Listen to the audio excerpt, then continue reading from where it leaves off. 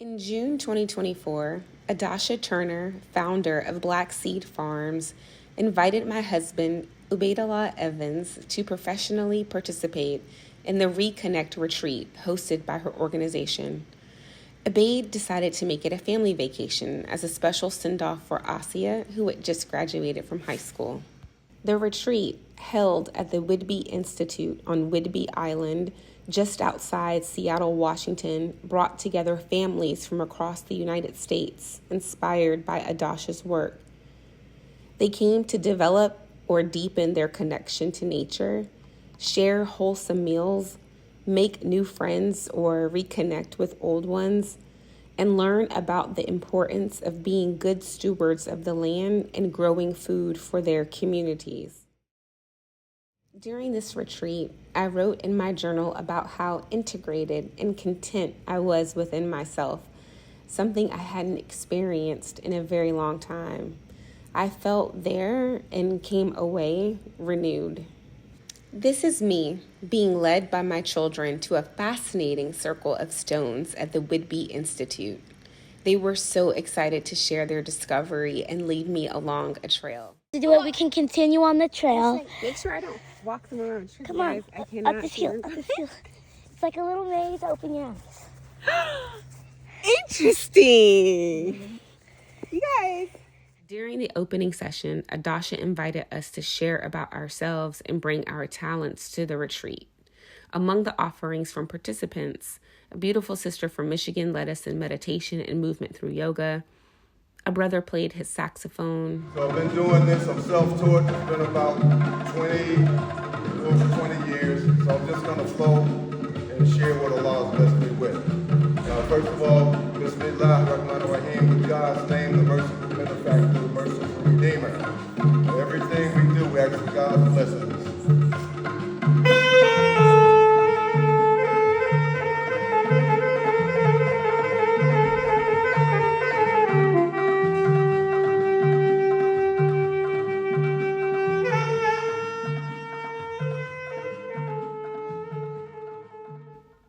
And I immediately decided this retreat should be documented and shared. I began recording on my iPhone during the opening session and suggested Ubayd interview Adasha about her work. I want you to want to attend this retreat next year. I want you to learn about and support Black Seed Farms. I want to introduce you to the concepts of food sovereignty and food as medicine. I want us to have conversations about our purpose and goals for our community. I document my joy because I don't need any help remembering my pain. My focus has been exclusively on capturing moments with my friends and family.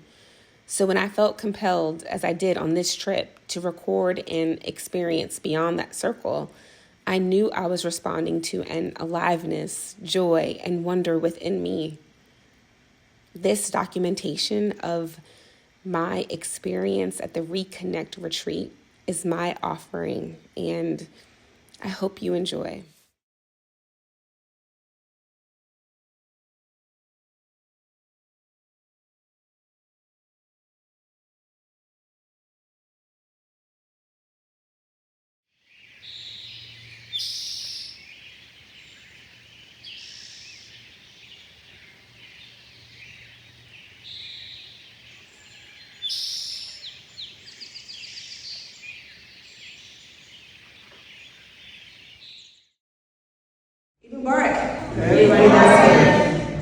I'm here. Thank you all for coming, for answering the call. Farmers, no food. Say it slow so you can say it some more. No farmers and no food. If we're not farming, you can't expect to have food on your table. And if you knew a place that used to be a farm and now it's an apartment complex, where's your food coming from? Wow. So people talk about food justice a lot, and that's great. We want everybody to have food. We want food equity. But food sovereignty is the ability of us to grow and maintain and be sovereign within what we eat for our community and being able to provide. And if you don't know a farmer, you got to really think about that. You know, we all should at least know where we get our meat from and where we slaughter, right? We should all know a farmer. Is there anything other than picking up this meat that I can help you with? Is there anything my kids could come and learn? Wow. Well, it's not when farming is not an individual thing. It's a community thing. So when we talk about agroecology, which is agriculture, climate, energy, economic development, and the practice and study of. Universities are talking about this and they're teaching us. They're in their agricultural practices. But Afrocentric agroecology is what our ancestors used to do. So when I see practices that go back to the Ottoman Empire and go back to Andalus and go back to Africa, but are being termed as regenerative, practices, it's like, wait a minute. That's what we do. We've been doing that, but because we don't have land, we haven't. So land access is a part of food sovereignty. And we know that African Americans own less than 1% of the land in the U.S. So USDA, they got tired of hearing that during the Black Lives Matter movement, and they passed an ordinance to where if you, in your apartment, home, community, grow food and you sell it and you make $1,000, you can now consider yourself a farm. And people are like, okay, not understanding that when you have a farm and you get a farm number, that taps you into farm funding, right? And so as a community, you want to be able to look at self-sufficiency and sovereignty, but you also need sustainability, right? Because people aren't going to do anything for free, and you can't do this. You can do it as a hobby, but you need to maintain it. So coming in and having community plots, in Connecticut, the community there, they all eventually bought the houses around, in one block, and then they tore the fences off. They built a school in the middle, and that was what the community became. They combined their land, and they were sovereign, and they are sovereign to do what they need to, including grow food, right? And so the first thing is, you can't think about it as an individual thing. You have to know that you're going to need a partner. And so again, when you're down and you're sick and someone needs to feed the chickens, or the tomatoes need to be harvested and you just can't because you got to work, or babies, got a recital, so we have to go this way, you have someone to call. Because if not, that 4 or 5 months of hard labor is gone, right? And then it you don't want to do it any longer. My name is Jewel Abdul-Mateen, and I'm really just overjoyed.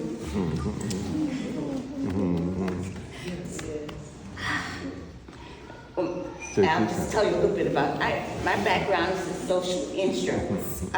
So I worked I was with the Air Force and then with Social Security Administration for maybe about 35, 40 years, and been retired. But this is just amazing. Where are you from? Oh, I'm from Mississippi. Yes. Oh, But just hearing everyone introduce themselves and being in this space and returning to nature. But when I think about, before I retired, I started doing different modalities because of interviewing so many people who were really, really ill, children, babies. And it just broke my heart. I said, something has to be going on in society with the food, with the environment, even down to the most insignificant thing that you think. It has an effect on us. We're interacting with everything, even, you think the paint on the walls, but sometimes we don't bring our mind to those things and realize how you're interacting with that space. And if you're constantly in that space, it's going to have an effect on you. But that's where I started that before I retired, so I could talk with people one-on-one. I'm better one-on-one than groups. But I just want to say, wow, this is amazing. It's really amazing. And thank you so much for the vision and bringing this to fruition. This young lady has changed my life. Being pregnant with her, I found out I had a connective tissue disease that landed me in a wheelchair the first 4 years of her life. From being from Stanford to Harvard, independent practice, majoring at universities, level 1 trauma, my whole career, to 36-year-old and someone retiring you. Going through diagnosis and figuring out what was going on, food was definitely a big trigger for me. And so really start getting into why. For instance, I could eat broccoli, I could eat it from here, I could eat it from here, but I couldn't eat it from here. So what is making me sick? And it was the processing of food. And so I started a freight farm, growing hydroponically, and was able to come out of that wheelchair and really start to use food as medicine. I'm thinking about this scriptural injunction to eat food that is lawful and pure. Yes. Help us understand, what is pure food? What does that mean? Something that's wholesome, it's pure. Because lawful, because we understand you are a certified halal butcher. So you slaughter, and you dedicate that slaughter to God Almighty. What does wholesome mean, though? What does it mean for food to be wholesome? So there are a lot of chemicals that are put into our food. They're put into the land. And so even though they may not be sprayed, on the plant, it's still in the soil. And so we were going to watch a movie called Kiss the Ground, and now there's a few of them, where they're talking about the forever chemicals and the chemicals that are in the soil that we are now ingesting. And it's not just, they weren't tested before. When you go to plant something, they say NPK, nitrogen, phosphorus, and calcium, or potassium. This is what we're looking at all the time. But there's a whole periodic table of elements that are in everything that we eat. So we've been focused on these 3 elements alone. When we start testing, when people start getting sicker and we start testing our soils and testing our food, and someone went out of the box, they were like, what's this? Why is there so much? And NPK is normally measured by, under 10%, 5%, 12%. There are tens and 1,000% of these forever chemicals in our soils. They have never been detected before. And they're in our waters, they're in our soils, they're in deodorant, they're in the air, they're finding them everywhere. And so the only way that we can not ingest that is to not ingest it. Really focus on what are we putting in our bodies? All the poisons that are out there,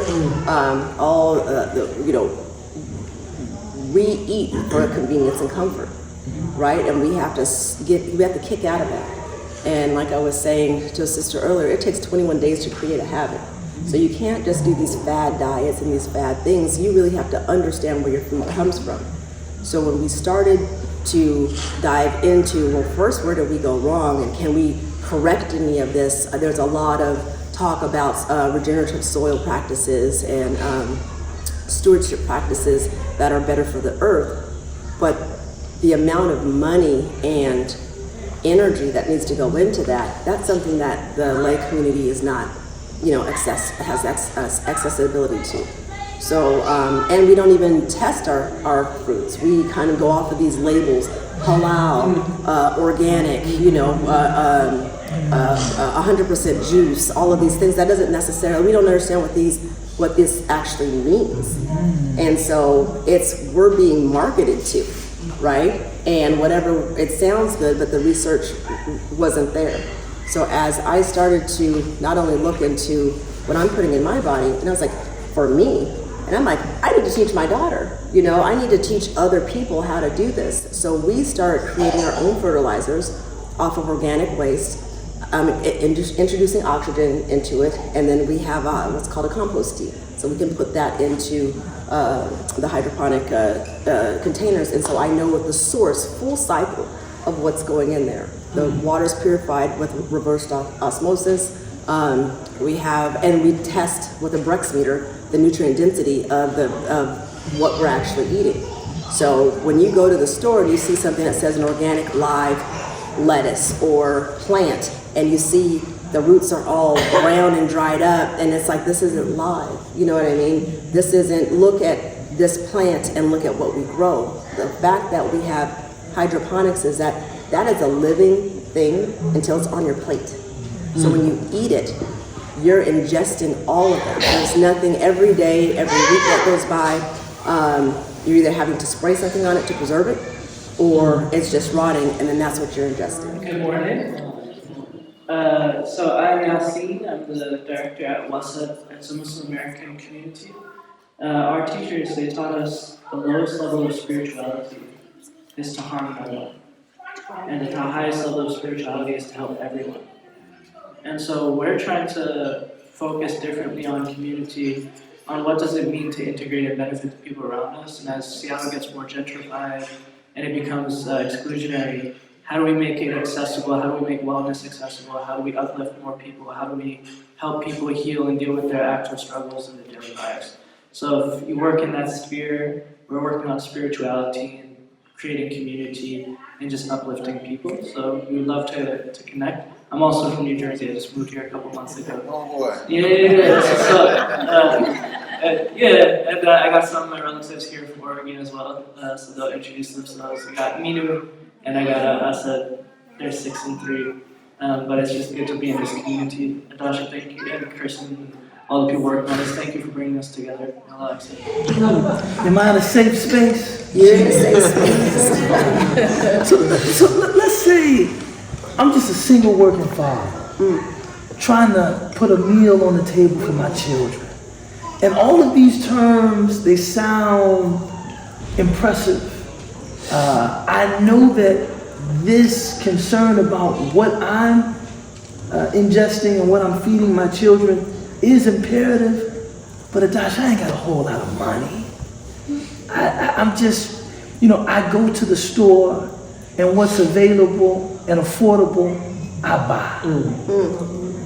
What do you have for someone like me? Knowledge. But mainly it's that your time is valuable. It's how you're spending, how you're valuing currency, right? So I always say that, we've been colonized not just by white men, but by currency. Prior to this, we grew the food, we harvested the food, we transported the food, we cooked the food, we retailed the food, but when it came to having money for all the work we did, we were broke. And we have farmers that come to our food line because they can't afford to eat the food they grow because they're trying to pay bills. But if you took that currency out that was actually introduced into our communities, right, and put as the God, right? That's what we're orbiting around. We're orbiting around chasing this paper.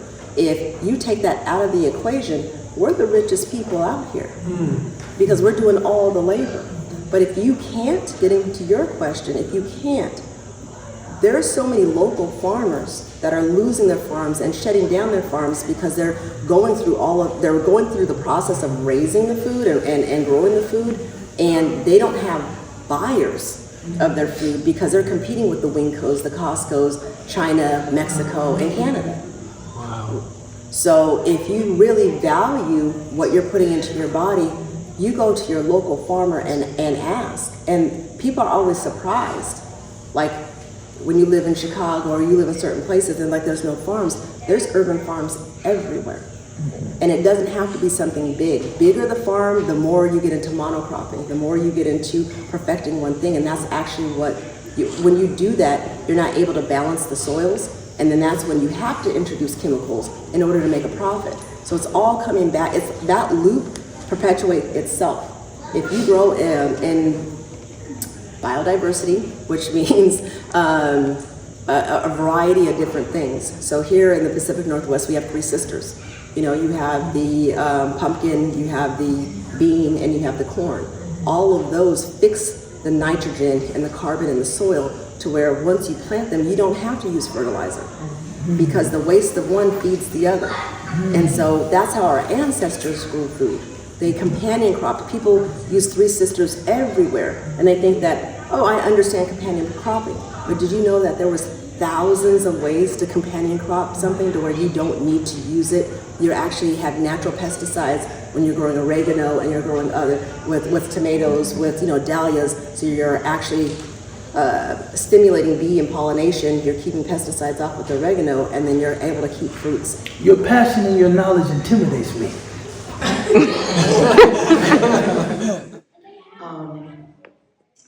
And I'm here supporting my sister. We all drove. I'm coming from Columbia. I'm studying for my master's in divinity, South Carolina.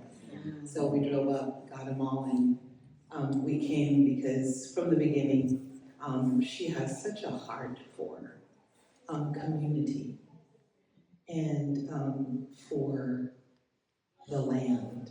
And it's so beautiful. So many people, I use my sister as a testimony of what caring for others looks like. It doesn't matter what denomination you are. It doesn't matter what you believe in. If you put others first, then you are doing what God has asked you to do, regardless. So I use her a lot for testimonies, and they're like, "What happened with my sister?" I said, "Yes, and this is all that she's doing, and doesn't that look like Jesus?"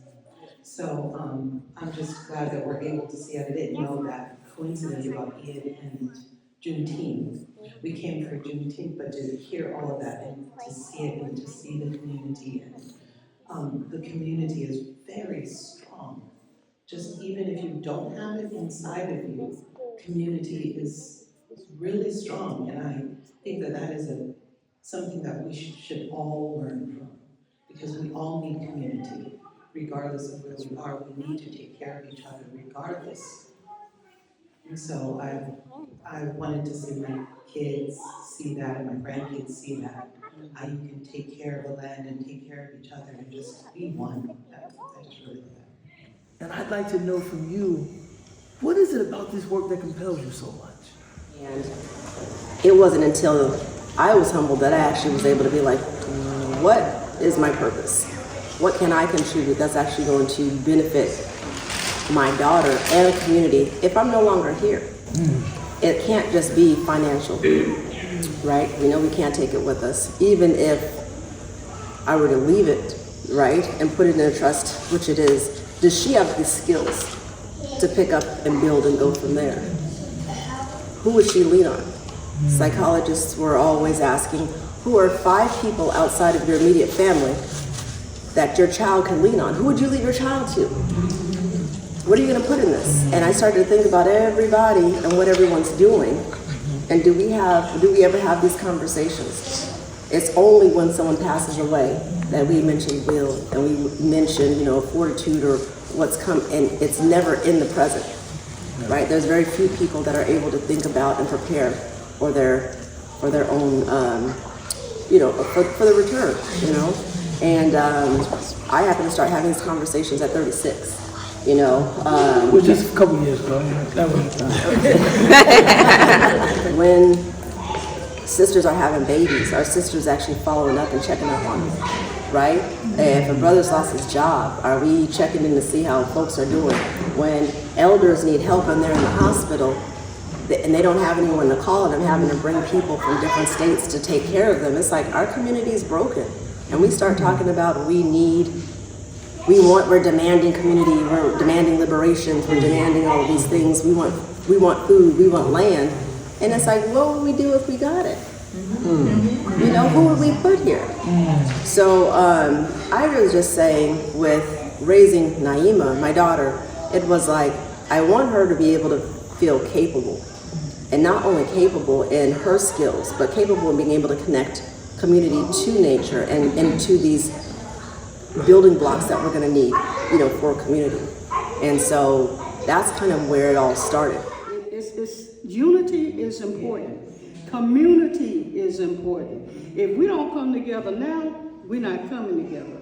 I'm going to tell you, our forefathers did. Look at what your ancestors did.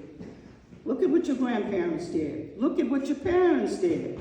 I'm telling you, it is now this generation time to bring it together, to make it a unity, and to really be free. I mean, free from all of this craziness that's going on. You know, the brainwashing, all of that genocide that is still here, the slavery that is still here. Hey, it's time to stop. Now is it. This program here will help do that. So we want all of you to continue to support it. Continue. Don't stop. Like I said, we had people that stopped. No, it's not time for that now. It's time for what my dad used to say. Hey, you know, you have to put your right foot forward and keep going. Don't take 2 steps back. Keep stepping forward. And now is that time.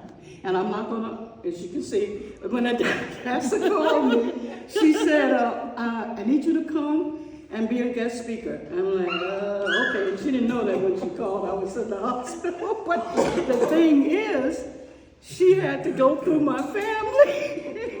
My son or ma told her, no, we have to approve this for her to come.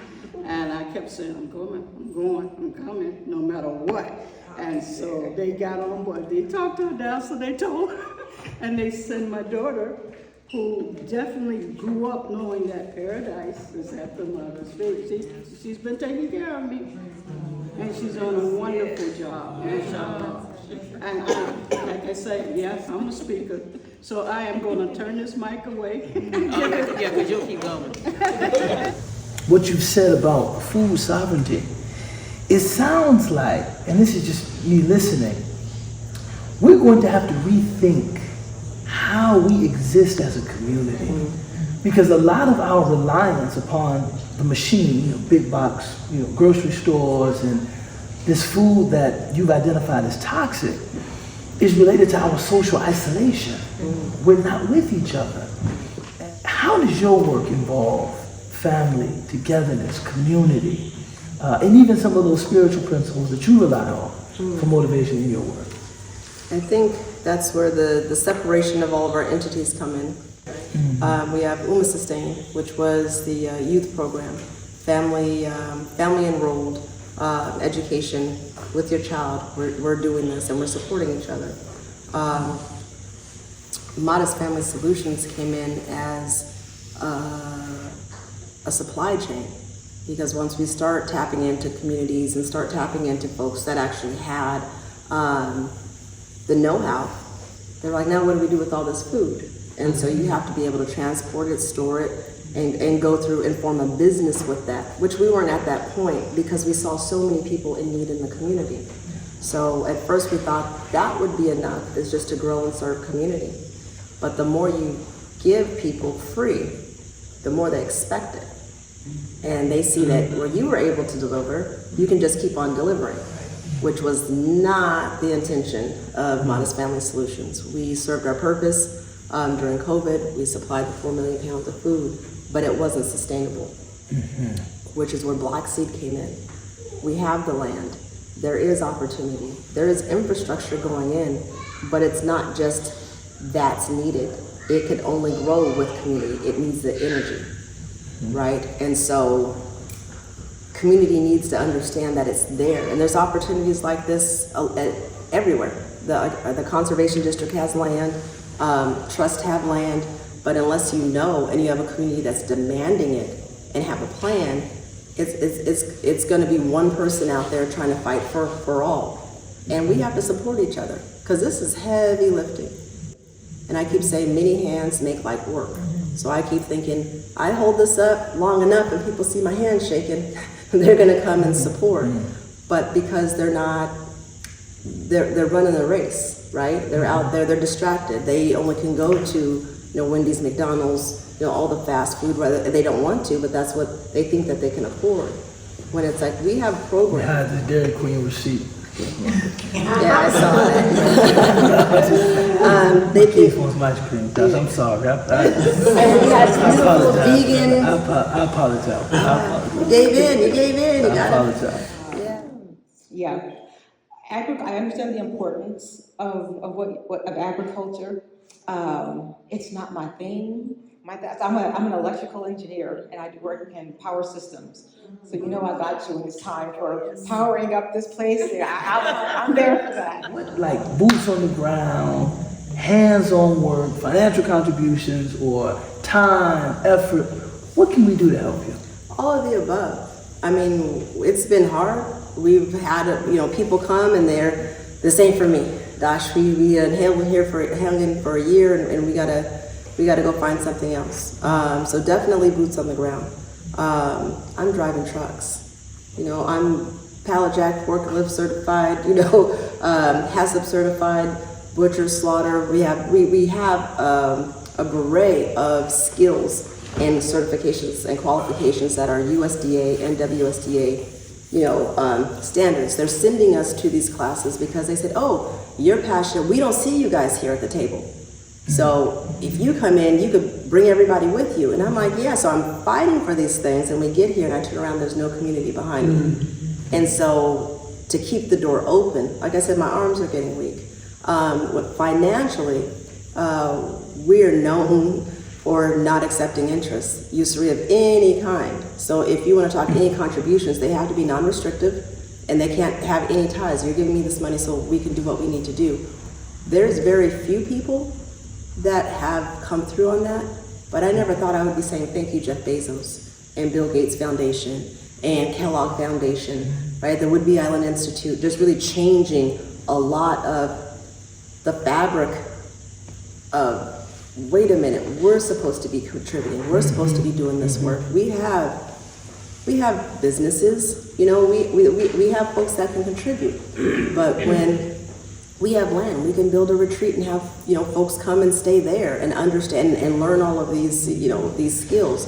But if we want to go to the, Hawaii or spend, our money on $30,000 or $40,000, retreats to do these things for our community, to show them something that we would never be able to obtain versus building it ourselves. If we do that 3 or 4 times a year, over 5 years, that's a revenue stream, right? If we have a Department of Health contract where people can come and just qualify with their EBT cards and get $50 of food a month. If we had 200 families a week, that's $500,000 a year. But people, it's different, and so they're scared. And that's my thing. It's like going, Allah has made all these ways for us, but it's gonna have to be, it's up to us to what blessings are we gonna deny? And this is something that's on a national level. And so that's another thing. You're in Chicago, I'm here, people are everywhere. We need micro hubs. We don't need this global Cargill kind of, infrastructure. We need to support where you're at.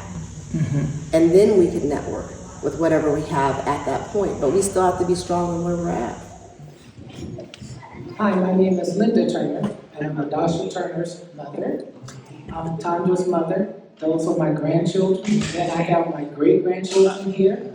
I have my cousin here from Missouri that I invited because I thought this was a wonderful thing that we should see, and we can pass this on to generations, So I'm from California.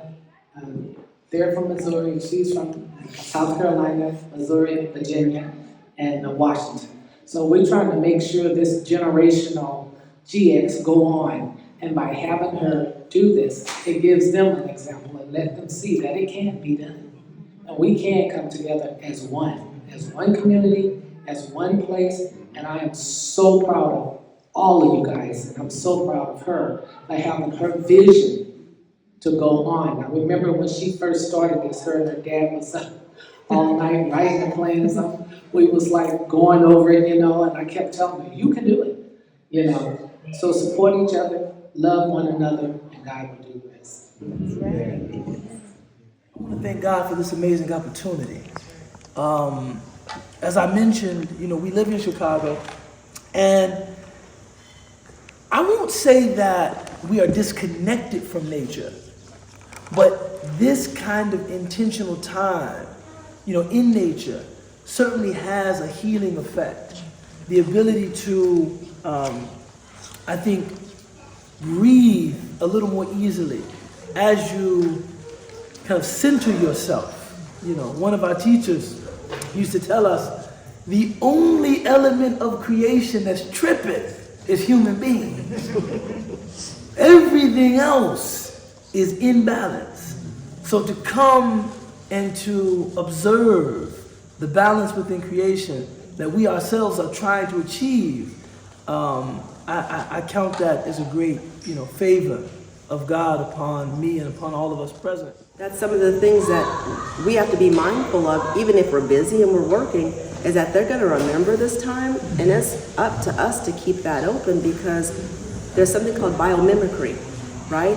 Where everything that's in nature, we try to recreate in science, or we do recreate in science, right? And we work it out to where it benefits man, right? But we never give homage to that first, creation, right? We just take it. They're connecting directly to Allah's creation, unfiltered. They're not going to forget that. They can get distracted, but they're not going to forget the feeling, right? Because it's the invisible structures that are connecting here. I retired out of everything. My wife and I, we started our own organic garden. Bought a tractor, truck, rototiller, and gonna hook up with Adasha. This is just amazing. For the Juneteenth combination, reconnecting with the energy of our ancestors and reconnecting with the Eid al-Adha, the brighter light, is just amazing, and the picture just came together. The verse in Scripture, both the Old Testament and in the Quran, that mentions that if a person saves a life, it's as if they saved the lives of all of humanity. Because just one person is absolutely invaluable. They have value that is absolutely incalculable. What you set out to do is to save communities. And you represent where we'd like to go. And if nothing else came through this session, I just want to thank you. Thank you for holding the space for us. Thank you for representing our community so well, with such dignity and such, esteem. And representing your family with such dignity and such esteem. Thank you, Sister Adasha.